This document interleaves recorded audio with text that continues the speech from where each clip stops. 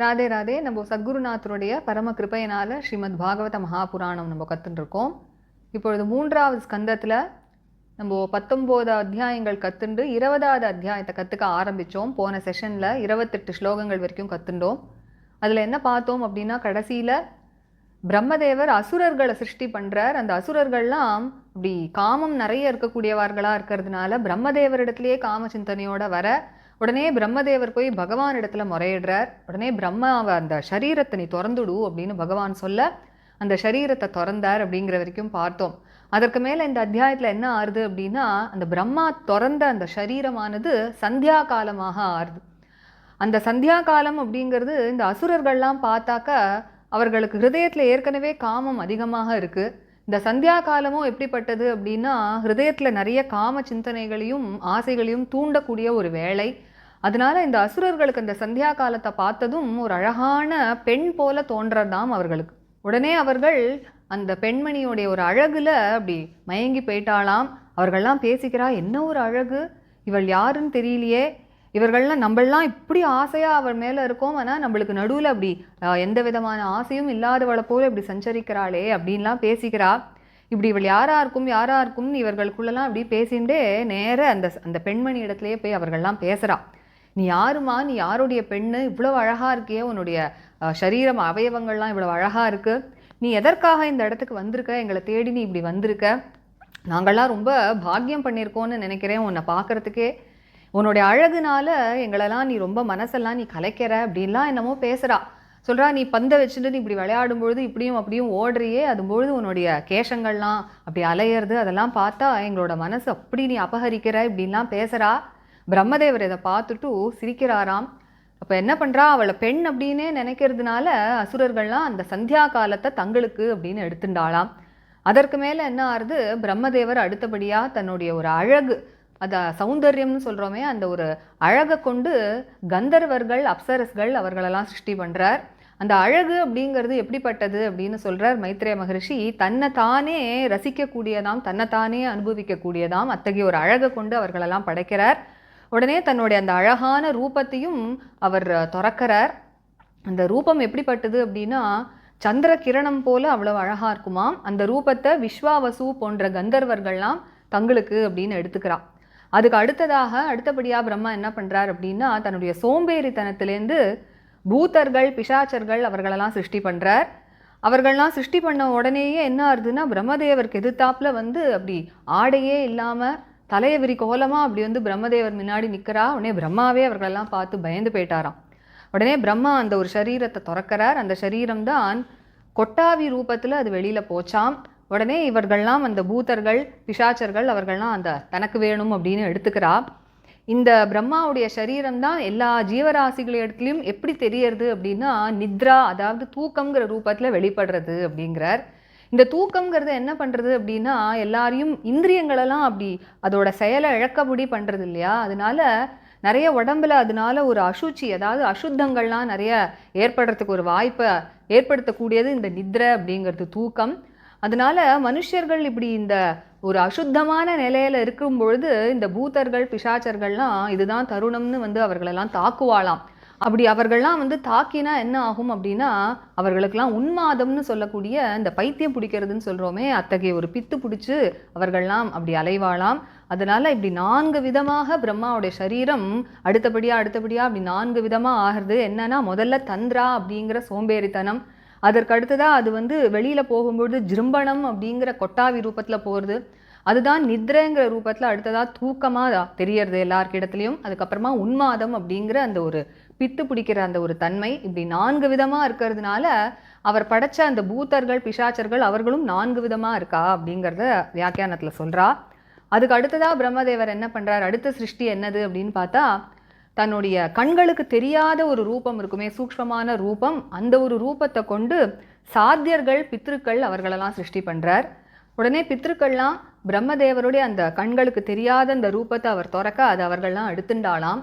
அதனால தான் நம்ம பார்த்தோம் அப்படின்னா, நம்ம ஸ்ராத்தத்தில் நம்ம கொடுக்கக்கூடிய அந்த பிண்ட பிரதானங்களெல்லாம் நம்மளுடைய முன்னோர்கள்லாம் பித்ருக்களாக வரும்பொழுது அப்படி கண்களுக்கு தெரியாத ரூபத்தில் எடுத்துக்கிறா அப்படிங்கிறத சொல்கிறார்.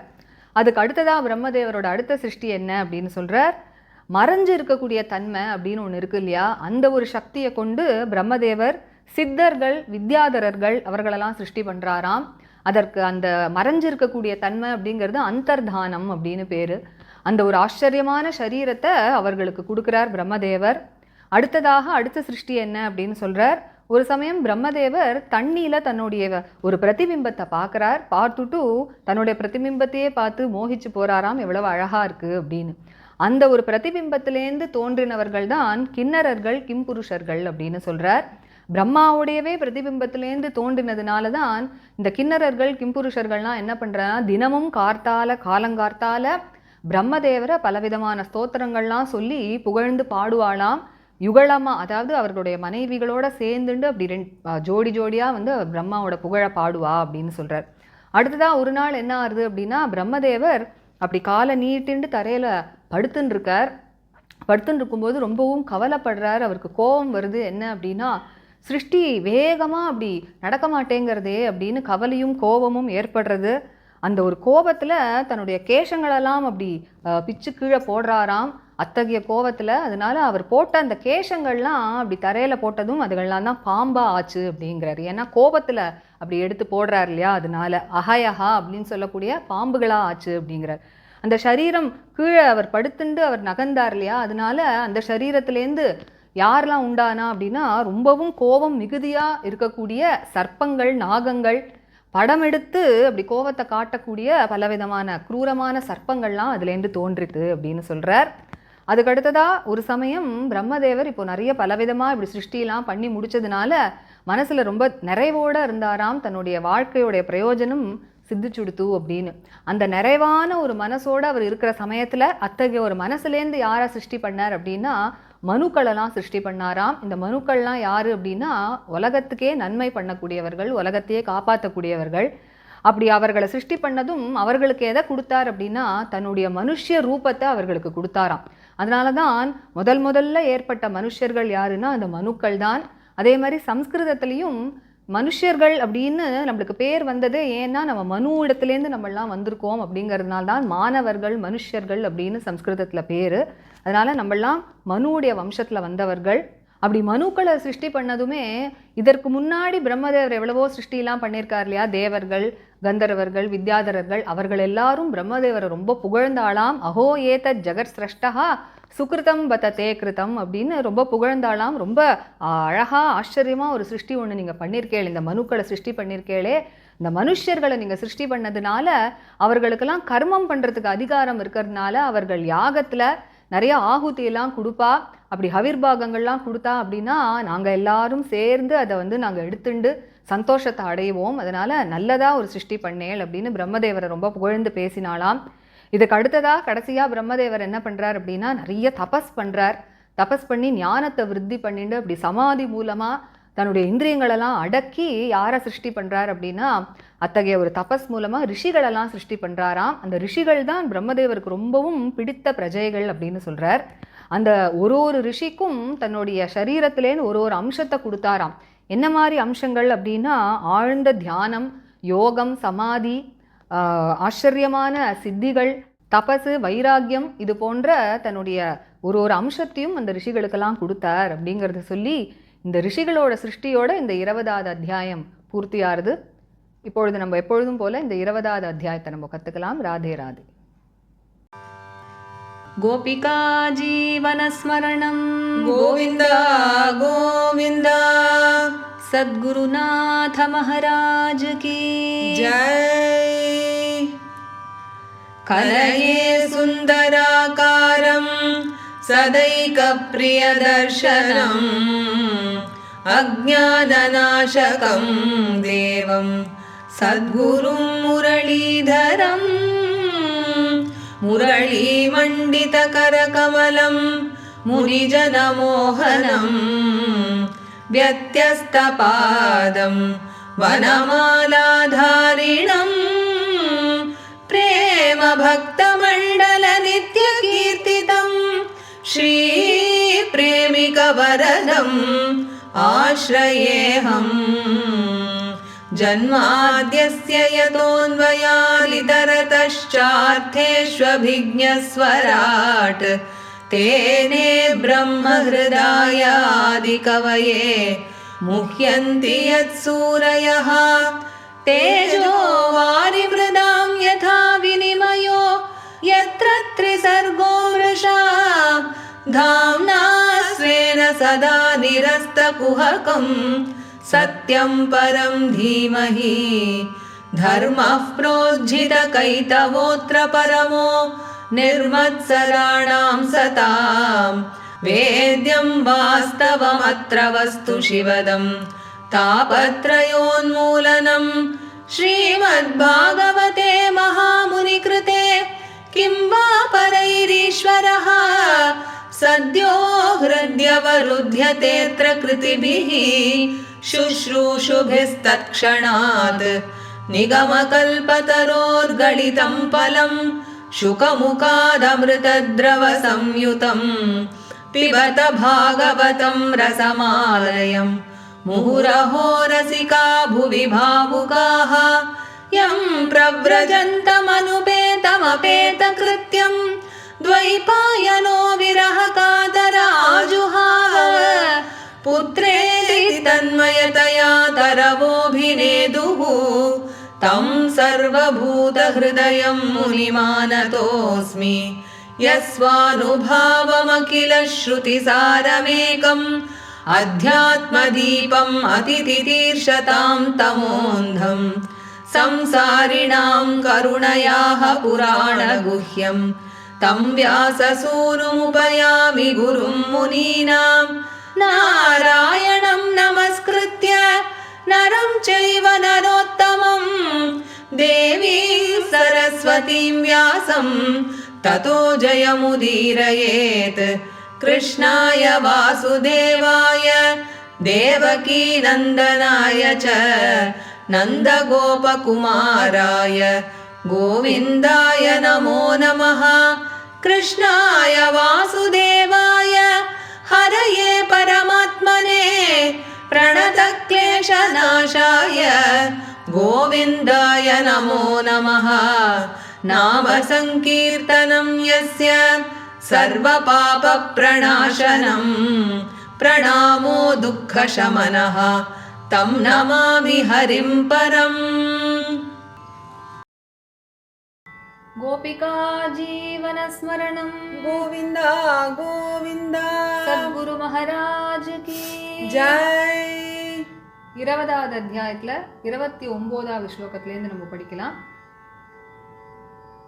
तां क्वणच्चरणां भोजां तां क्वणच्चरणां भोजां तां क्वणच्चरणां भोजां मदविह्वललोचनां मदविह्वललोचनां मदविह्वललोचनां काञ्चीकलापविलसत् काञ्चीकलापविलसत् काञ्चीकलापविलसत् दुकूलच्छन्नरोधसं दुकूलच्छन्नरोधसं दुकूलच्छन्नरोधसम् अन्योन्यश्लेषया उत्तुङ्ग अन्योन्यश्लेषयोत्तुङ्ग अन्योन्यश्लेषयोत्तुङ्ग निरन्तरपयोधरां निरन्तरपयोधरां निरन्तरपयोधरां सुनासां सुद्विजां स्निग्ध सुनासां सुद्विजां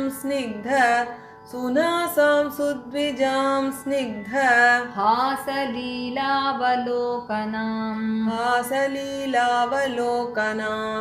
हासलीलावलोकनां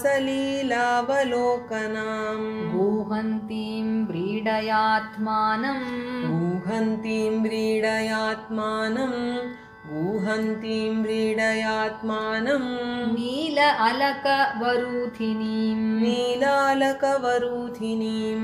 नीलालकवरूथिनीम् उपलभ्य असुराधर्म उपलभ्यासुराधर्म उपलभ्यासुराधर्म सर्वे सम्मुमुः स्त्रियं सर्वे सम्मुमुः स्त्रियं सर्वे सम्मुमुः स्त्रियम् अहो रूपम् अहो धैर्यम् अहो रूपमहो धैर्यम् अहो रूपमहो धैर्यम् अहो अस्या नवं वयः अहो अस्या नवं वयः अहो अस्या नवं वयः मध्ये कामयमानानां मध्ये कामयमानानां मध्ये कामयमानानाम् अकामेव विसर्पति अकामेव विसर्पति अकामेव विसर्पति वितर्कयन्तो बहुधा वितर्कयन्तो बहुधा वितर्कयन्तो बहुधा तां सन्ध्यां प्रमदाकृतिं तां सन्ध्यां प्रमदाकृतिं तां सन्ध्यां प्रमदाकृतिम् अभिसम्भाव्य विश्रम्भात् अभिसम्भाव्य विश्रम्भात् अभिसम्भाव्य विश्रम्भात् पर्यपृच्छन् कुमेधसः पर्यपृच्छन् कुमेधसः पर्यपृच्छन् कुमेधसः कासिकस्यासि रम्भोरु कासिकस्यासि रम्भोरु कासिकस्यासि रम्भोरु को वार्थस्ते अत्र भामिनी को वार्थस्तेऽत्र भामिनी को वार्थस्तेऽत्र भामिनी रूपद्रविणपण्येन रूपद्रविणपण्येन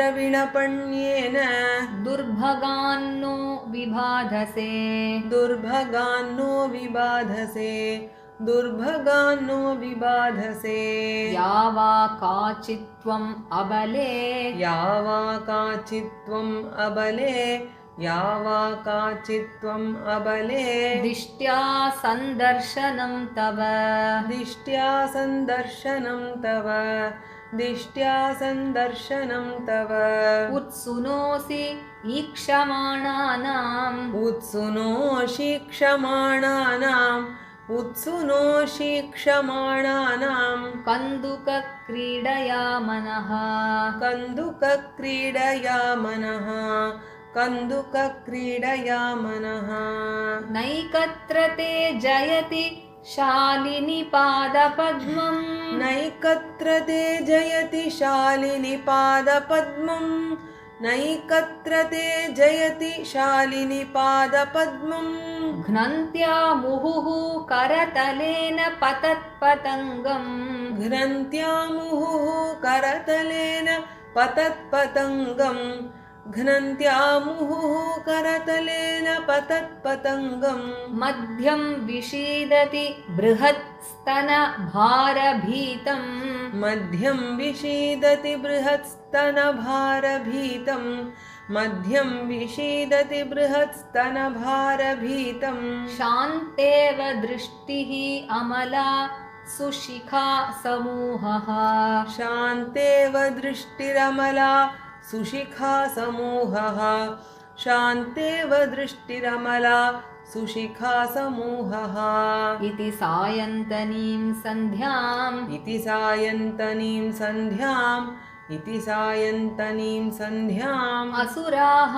प्रमदायतीम् असुराः प्रमदायतीम् असुराः प्रमदायतीम् प्रलोभयन्तीं जगृहुः प्रलोभयन्तीं जगृहुः प्रलोभयन्तीं जगृहुः मत्वा मूढधियस्त्रियम् मत्वा मूढधियस्त्रियम् मत्वा मूढधियस्त्रियम् प्रहस्य भावगम्भीरम् प्रहस्य भावगम्भीरम् प्रहस्य भावगम्भीरम् जिघ्रन्ति आत्मानम् आत्मना जिघ्रन्त्यात्मानमात्मना जिघ्रन्त्यात्मानमात्मना कान्त्या ससर्ज भगवान् कान्त्या ससर्ज भगवान् कान्त्या ससर्ज भगवान् गन्धर्व अप्सरसां गणान् गन्धर्वाप्सरसां गणान्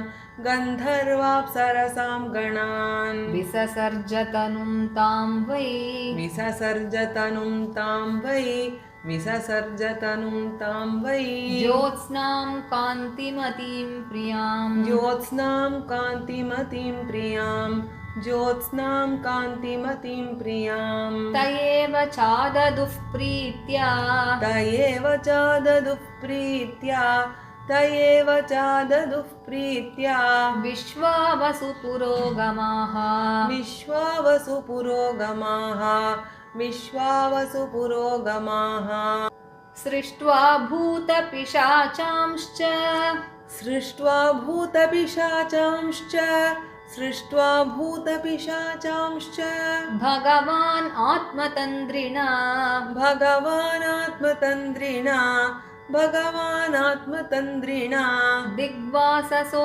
मुक्तकेशान् दिग्वाससो मुक्तकेशान् दिग्वाससो मुक्तकेशान् वीक्ष्य च अमीलयदृशौ वीक्ष्य चामीलयदृशौ वीक्ष्य चामीलयदृशौ जगृहुः तद्विसृष्टां ताम् जगृहुस्तद्विसृष्टां ताम् जगृहुस्तद्विसृष्टां ताम् जृम्भणाख्यां तनुं प्रभोः जृम्भणाख्यां तनुं प्रभोः जृम्भणाख्यां तनुं प्रभोः निद्राम् इन्द्रियविक्लेदो निद्रामिन्द्रियविक्लेदो निद्रामिन्द्रियविक्लेदो यया भूतेषु दृश्यते यया भूतेषु दृश्यते यया भूतेषु दृश्यते येन उच्छिष्टान् दर्शयन्ति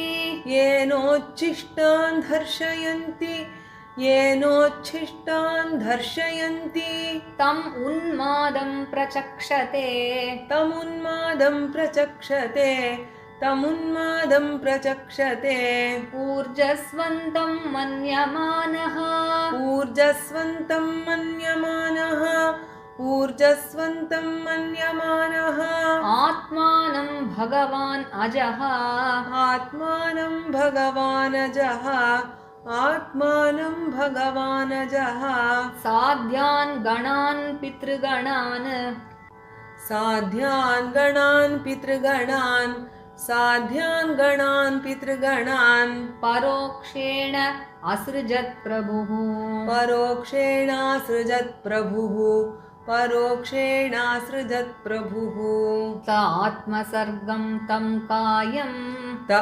आत्मसर्गं तं कायं त आत्मसर्गं तं कायं पितरः प्रतिपेदिरे पितरः प्रतिपेदिरे पितरः प्रतिपेदिरे साध्येभ्यश्च पितृभ्यश्च साध्येभ्यश्च पितृभ्यश्च साध्येभ्यश्च पितृभ्यश्च कवयो यद्वितन्वते कवयो यद्वितन्वते कवयो यद्वितन्वते सिद्धान् विद्याधरांश्चैव सिद्धान् विद्याधरांश्चैव सिद्धान् विद्याधरांश्चैव तिरोधानेन सोऽसृजत् तिरोधानेन सोऽसृजत् तिरोधानेन सोऽसृजत् तेभ्यो अदात् तम् आत्मानं तेभ्यो ददात्तम् आत्मानं तेभ्यो ददात्तम् आत्मानम् अन्तर्धानाख्यम् अद्भुतम् अन्तर्धानाख्यमद्भुतम् अन्तर्धानाख्यमद्भुतम् स किन्नरान् किं पुरुषान् स किन्नरान् किं पुरुषान् स किन्नरान् किं पुरुषान् प्रत्यात्म्येन असृजत् प्रभुः प्रत्यात्म्येनासृजत् प्रभुः प्रत्यात्म्येनासृजत् प्रभुः मानयन् आत्मना आत्मानं मानयन्नात्मनात्मानं मानयन्नात्मनात्मानम् आत्माभासं विलोकयन् आत्माभासं विलोकयन् आत्माभासं विलोकयन् ते तु तत् जगृहूरूपम् ते तु तज्जगृहूरूपम् ते तु तज्जगृहूरूपम् त्यक्तं यत् परमेष्ठिना त्यक्तं यत् परमेष्ठिना त्यक्तं यत् परमेष्ठिना मिथुनीभूय गायन्तः मिथुनीभूय गायन्तः मिथुनीभूय गायन्तः तमेव उषसि कर्मभिः तमेवोषसि कर्मभिः तमेवोषसि कर्मभिः देहेन वै भोगवता देहेन वै भोगवता देहेन वै भोगवता शयानो बहुचिन्तया शयानो बहुचिन्तया शयानो बहुचिन्तया सर्गे अनुपचिते क्रोधात् सर्गे अनुपचिते क्रोधात् सर्गे अनुपचिते क्रोधात् उत्ससर्जः तद्वपुः उत्ससर्जः तद्वपुः उत्ससर्जः तद्वपुः ये अहीयन्तामुतः केशा ये हीयन्तामुतः केशा ये हीयन्तामुतः केशा अहयः ते अङ्गजग्निरे अहयस्तेङ्गजग्निरे अहयस्तेङ्गजग्निरे सर्पाः प्रसर्पतः क्रूरा सर्पाः प्रसर्पतः क्रूरा सर्पाः प्रसर्पतः क्रूरा नागा भोगोरुकन्धराः नागा भोगोरुकन्धराः नागा भोगोरुकन्धराः भोग उरुकन्धराः स आत्मानं मन्यमानः स आत्मानं मन्यमानः स आत्मानं मन्यमानः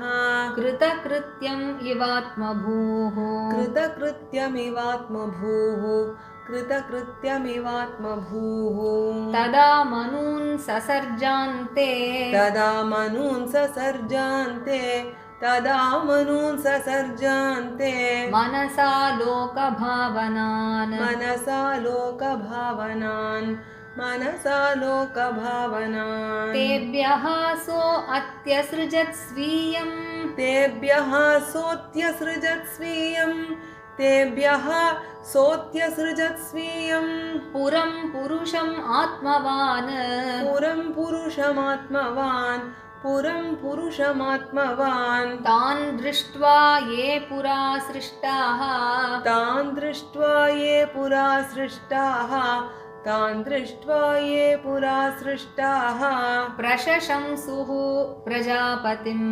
प्रशशंसुः प्रजापतिं प्रशशंसुः प्रजापतिम् अहो एतत् जगत्स्रष्टः अहो ये तज्जगत्स्रष्टः अहो ये तज्जगत्स्रष्टः सुकृतं बत ते कृतं सुकृतं बत ते कृतं सुकृतं बत ते कृतं प्रतिष्ठिताः क्रिया यस्मिन् प्रतिष्ठिताः क्रिया यस्मिन् प्रतिष्ठिताः क्रिया यस्मिन् साकम् अन्नम् अदामहे साकमन्नम् अदामहे साकमन्नम् अदामहे तपसा विद्यया युक्तो तपसा विद्यया युक्तो तपसा विद्यया युक्तो योगेन सुसमाधिना योगेन सुसमाधिना योगेन सुसमाधिना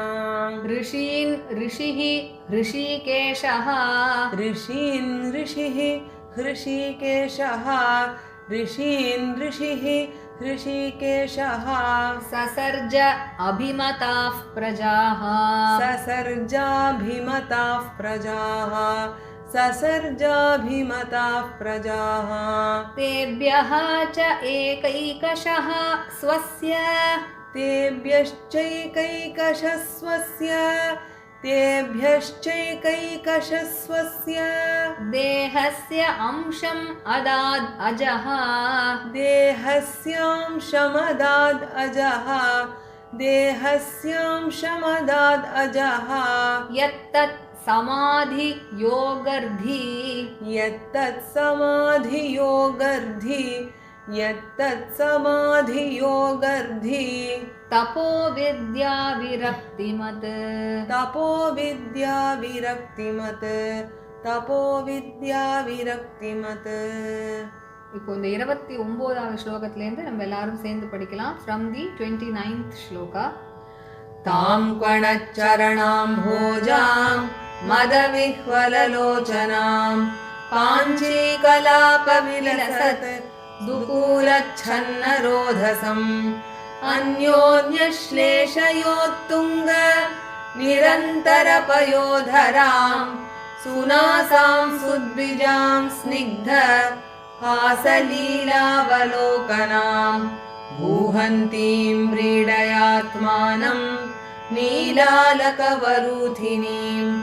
उपलभ्यासुराधर्म सर्वे सम्मुमुहुस्त्रियम् अहो रूपम् अहो धैर्यम् अहो अस्या नवं वयः मध्ये कामयमानानाम् अकामेव विसर्पति वितर्कयन्तो बहुधा तां सन्ध्यां प्रमदाकृतिम् अभिसम्भाव्य विश्रम्भात् पर्यपृच्छन् कुमेधसः कासिकस्यासिरम्भोरु को वार्थस्तेऽत्र भामिनी रूपद्रविणपण्येन दुर्भगान्नो विबाधसे या वा काचित्त्वमबले दिष्ट्या सन्दर्शनं तव उत्सुनो शीक्षमाणानां कन्दुकक्रीडया मनः नैकत्र ते जयति शालिनि पादपद्मं ग्रन्थ्या मुहुः करतलेन पतत्पतङ्गम् मध्यं विषीदति बृहत्स्तनभारभीतं शान्तेव दृष्टिरमला सुशिखा समूहः इति सायन्तनीं सन्ध्याम् असुराः प्रमदायतीं प्रलोभयन्तीं जगृहुः मत्वा मूढधियस्त्रियं प्रहस्य भावगम्भीरं जिघ्रन्त्यात्मानमात्मना कान्त्या ससर्ज भगवान् गन्धर्वाप्सरसां गणान् विससर्ज तनुं तां वै ज्योत्स्नां कान्तिमतीं प्रियां तयेव चाददुः प्रीत्या विश्वावसु पुरोगमाः सृष्ट्वा भूतपिशाचांश्च भगवान् आत्मतन्द्रिणा दिग्वाससो मुक्तकेशान् वीक्ष्य चामीलयदृशौ जगृहुस्तद्विसृष्टां तां जृम्भणाख्यां तनुं प्रभोः निद्राम् इन्द्रियविक्लेदो यया भूतेषु दृश्यते येनोच्छिष्टान् दर्शयन्ति तमुन्मादं प्रचक्षते ऊर्जस्वन्तं मन्यमानः आत्मानं भगवानजः साध्यान् गणान् पितृगणान् परोक्षेणासृजत् प्रभुः तात्मसर्गं तं कायं पितरः प्रतिपेदिरे साध्येभ्यश्च पितृभ्यश्च कवयो यद्वितन्वते सिद्धान् विद्याधरांश्चैव तिरोधानेन सोऽसृजत् तेभ्यो ददात्तमात्मानम् अन्तर्धानाख्यमद्भुतम् स किन्नरान् किं पुरुषान् प्रत्यात्म्येनासृजत् प्रभुः मानयन्नात्मनात्मानम् आत्माभासं विलोकयन् ते तु तज्जगृहुरूपम् त्यक्तं यत्परमेष्ठिना मिथुनीभूय गायन्तः तमेवोषसि कर्मभिः देहेन वै भोगवता शयानो बहुचिन्तया सर्गे अनुपचिते क्रोधात् उत्ससर्जः तद्वपुः ये हीयन्तामुतः केशा अहयस्तेऽङ्गजज्ञिरे सर्पा प्रसर्पतः क्रूरा नागा भोगोरुकन्धराः स आत्मानं मन्यमानः कृतकृत्यम् इवात्मभूः तदा मनून् ससर्जान्ते मनसा लोकभावनान् तेभ्यः सोऽत्यसृजत् स्वीयं पुरं पुरुषमात्मवान् तान् दृष्ट्वा ये पुरा सृष्टाः प्रशशंसुः प्रजापतिम् अहो ये तज्जगत्सृष्टः सुकृतं बत ते कृतं प्रतिष्ठिता क्रिया यस्मिन् साकमन्नम् अदामहे तपसा विद्यया युक्तो योगेन सुसमाधिना ऋषीन् ऋषिर्हृषीकेशः ससर्जाभिमताः प्रजाः तेभ्यश्चैकैकशस्वस्य देहस्यांशम् अदादजः यत्तत् समाधियोगर्धि तपो विद्या विरक्तिमत् श्रीहरये नमः श्रीहरये नमः श्रीहरये नमः गोपिका जीवनस्मरणं गोविन्द गोविन्द सद्गुरु महाराज की जय நம்ம அடுத்த செஷன்ல 21வது அத்தியாயம் கத்துக்கலாம். Radhe Radhe. Radhe Radhe. By the grace of our Guru Maharaj, we are learning Srimad Bhagavata Mahapuranam, and we have now started learning the 20th chapter in the 3rd skanda. And in the previous session we learned the first half of the 20th chapter until the 28th shloka, wherein we saw how when Brahmadeva created all the asuras, they approached Brahma himself with lusty feelings, and so upon the instructions of Bhagavan, Brahmadeva just cast off his body. And now further in this 20th chapter, what happens is the body that Brahmadeva cast off became the Sandhya Kala, that is the twilight hour, and this twilight hour is such that it kindles lot of passion and lust in the hearts. And since the asuras, they are basically endowed with lot of lust in their hearts, when they saw the Sandhya Kala, it appeared to them like a very beautiful damsel, and so they started speaking among themselves how beautiful she is, and how pretty she is looking, and how charming her youth is. And amidst all of us, when we are all incited with so much of passion, she moves about as if she has no passion in her heart at all. And so because they were so much infatuated with love for her, they went closer and started speaking to her. They said, "Who are you and whose daughter are you? And what brings you here amidst all of us? And you have such pretty limbs, you are looking so beautiful. And do you know that your beauty is tormenting all of us so much? When you just play with your ball, when you move about here and there, your dark tresses, they sway about in the hair, and all this is captivating our heart so much." In this manner, they just started speaking to her, and Brahmadeva just laughed to himself to see all this. So since these asuras took the Sandhya Kala to be a beautiful damsel, they took possession of that Sandhya Kala. And later on, with his own loveliness or beauty, Brahmadeva created the Gandharvas and the Apsarasas. And Maitreya Maharishi says this loveliness or beauty, its nature is such that it enjoys its own self. And when Brahmadeva gave up this body, which is very beautiful, which is as beautiful as the moonlight, he says, and all the Gandharvas like Vishwavasu and others, they took possession of that body. Then further, out of his laziness or sloth, Brahmadeva created the Bhutas and the Pishachas. And as soon as they were created, they came and stood before Brahma naked with loose hair and all that, and Brahmadeva was shocked to see them, so he closed his eyes out of fear.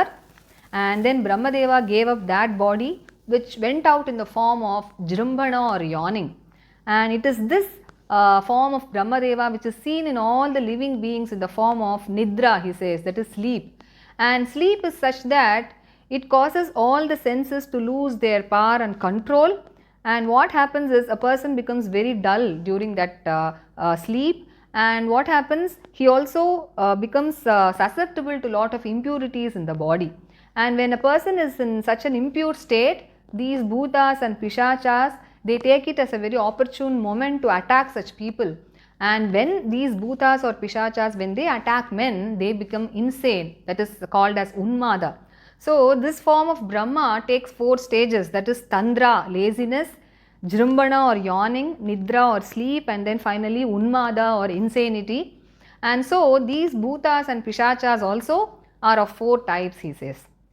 Then the further Srishti, he says, out of his invisible form, that is his Sukshma Sharira, Brahmadeva, he created the Sadhyas and the Pitras out of great energy and vigor, and the Pitras took possession of this invisible form of Brahmadeva. And that is why when we see that we offer oblations to our dead ancestors who are the Pitras, they come in an invisible form and take all these oblations that we offer during the Shraddha. And then the next Srishti, he says, by the power of remaining hidden, which is called as Antardhana, Brahmadeva created the Siddhas and the Vidyadharas. And then he gave them this marvelous form called Antardhana to those Siddhas and Vidyadharas. Further on, what happened? One day, Brahmadeva looked at his own reflection in water and he started admiring his reflection itself. And from the reflection, he evolved the Kinnaras and the Kimpurushas. And they took possession of this body of Brahma, which is his own reflection. And since they have come from Brahma's own Pratibimba, what these Kinnaras and Kimpurushas do is, every day early morning they praise Brahma with lot of hymns along with their female partners as a pair. And then further one day Brahma was just lying on the ground with his body stretched fully, and he was in a very dull mood. In fact, he was worrying, and he also got angry that Srishti or creation was not proceeding with great pace. And in such an angry mood, he suddenly pulled out his hair and he dropped it on the ground. And all these hair which he threw to the ground, they became the Ahayaha or the snakes, he says. When Brahma was just lying on the ground, since he moved on the ground itself, from that body was created all the serpents and the Nagas who are very, very ferocious in nature, because they are the ones who crawl on the ground very fast, who move in the ground very fast. And these serpents and Nagas are so ferocious in nature because they were created when Brahmadeva was in a very angry mood, and also they have lot of hoods, he says. Then the next Srishti, he says, one day Brahmadeva now felt very contented that he has achieved the object of his life, because he has created many species of living beings. And at that moment, when he was with a very content mind, from that mind he created the Manus, who are the ones who take care of the welfare of this world. And to these Manus he gave his own form, which is the human form. So the Manus are the first humans in this world, and that is why in the Sanskrit language all the human beings are called as Manushyas or Manavas, because we human beings are all the descendants of the Manus. And as soon as Brahma created the Manus, all the living beings who were created earlier, like the Devas, the Siddhas, the Vidyadharas and all of them, they all appreciated Brahma for having created the Manus, because they said, Aho etat jagat srashtaha sukritam batate kritam. You have done a wonderful thing, a very good thing by creating these humans, because these humans are endowed with the power of doing karmas, and so they will do these yagas wherein they will pour oblations for us, and so we will all partake of these oblations and we will derive lot of happiness and joy from that. So we are very happy that you have created the humans, they said. And then further what happened, Brahmadeva, he did a lot of penance and he acquired knowledge, and he sat in deep samadhi and meditation, and with senses fully controlled, he created all the rishis out of such a controlled mind. And these rishis, he says, are very, very dear to his heart. They are his very dear children, and so to each one of them he gave a part of his own body, which is of the form of deep meditation, yoga, dispassion, supernatural powers, austerity, mental control and all these. And so with this creation of the rishis, this 20th chapter comes to an end. So this is the content of the second half of the 20th chapter that we learned today. So let us meet in the next session when we learn the 21st chapter. Radhe Radhe.